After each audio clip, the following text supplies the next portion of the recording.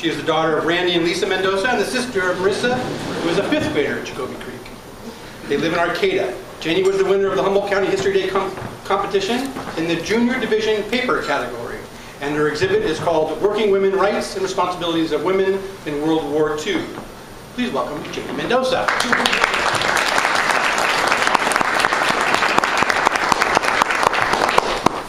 Stand up. Thank you. I'll just read some of my paper. Where's what you got? Sure. Bob Moore, here's you. It starts with a quote.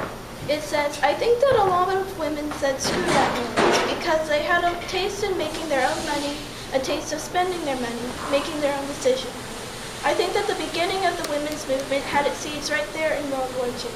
And that was by Deli Hahn, an educator who worked as a nurse's aide for the Red Cross during the war. After Japan attacked Pearl Harbor in December 7, 1941, President Roosevelt announced that the United States would become officially involved in World War II. Many thousands of men were drafted to fight against Japan and Nazis overseas. Most women at the time were hostesses, girlfriends, or housewives. Some, if they chose a career, were reporters, teachers, or working in manufacturing or government. But during the war, more draftees were needed, and the manufacture of more weapons was essential to the war effort. The U.S. needed more people to work and take over what had been traditionally men's jobs, and almost instantly women were seen as a valid replacement. In 1942, Congress passed the Lanham Act, which instituted temporary public nurseries for the women working for the war effort. There were still limitations and prejudices for women during World War II. However, women won more rights and responsibilities because of the war effort. Women on the World War II home front volunteered in many of the same ways as in World War I. There were more than 6 times as many female government workers in selected cities in 1944 than in 1940. From 1940 to 1944, the quantity of women in unions increased from 800,000 to 3 million. Almost 1 in 4 wives worked outside the home. In 1845, a slogan in Times magazine was, "The more women at work, the sooner we'll win." Rosie the Riveter was initially a propaganda symbol directed toward white middle-class women, which encouraged them to work outside the home while their husbands, brothers, or fathers went off to war. It is most commonly associated today with the version by J. Howard Miller, which illustrates Rosie as a glamorous but tough female factory worker with a red bandana and speech bubble, saying, "We can do it." A singing group named the Four Vagabonds first introduced her in song in 1943, which was closely followed by a Saturday Evening Post cover by Norman Rockwell.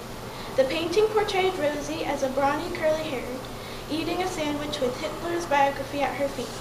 Despite popular belief, it was not an emblem for feminism until a few decades later. The campaigns also emphasized the patriotic and personal needs of bringing our boys in combat home faster, and the idea that riveting and other jobs were both important and feminine enough to sign up for. "Your country needs women enough," one article asserts, "millions of them, with or without experience, full-time or part-time, in war jobs or in civilian jobs." A billboard from the era reads, "If you use an electric mixer in your kitchen, you can learn to run a drill press. If you followed recipes exactly, you can learn to load a shell or a bullet or bomb." Magazine articles ran in advertisements such as what to tell your husband if he objects to you getting a wartime job. One example is, "Just as fighters need weapons, so civilians must have restaurants, stores, laundries, buses, etc. to keep going. That's why housewives, who take the vital civilian jobs, help speed victory just as much as girls in war plants." Women were also responsible for housewife duties, such as taking care of the children, shopping, and hosting gatherings. When the war started, they were encouraged with propaganda from the government to buy war bonds and volunteer at different war organizations.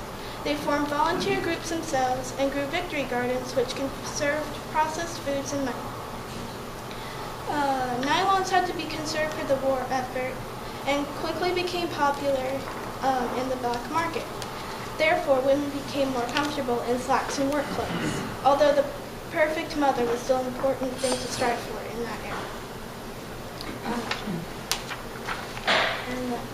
Women's Air Force service pilots were an integral part of women's piloting history and the Allied effort. These pilots, or WASPs, were a group of elite, well-trained aviators who were handpicked to ferry new planes from the factory, fly most of the planes used in combat from base to base, and test newly repaired planes, even tow and act as targets for anti-aircraft gunners. In his speech addressing the latest WASP graduate class, General Henry Arnold, one of the founders for the WASP program, stated that the reasons for creating the class were to see if women could serve as military pilots, and if so, to form the nucleus of an organization which could be rapidly expanded, to release male pilots for combat, and to decrease the Air Force's total demands for the cream of the manpower pool. However, in 1944, the WASPs were released early, much to their dismay. This was partly because the male pilots at the time were being released back to the United States and wanted their jobs back. Virginia Hill from the 6th Ferry Command described it feeling like being kicked off the team and forced to turn in our suits in the 4th quarter of the game. WASPs were filed under civil services and were never granted military status or recognized as World War II veterans until 1979. Women in World War II broke out of their roles as simply being a wife or sister or mother. When the troops went off to fight abroad, women had to take responsibility as citizens and take jobs or volunteer to bring the men home. Women also achieved the right to work at many previously male occupations. Many women helping in the military didn't enjoy equal rights, although they took on more responsibility, learning cryptography,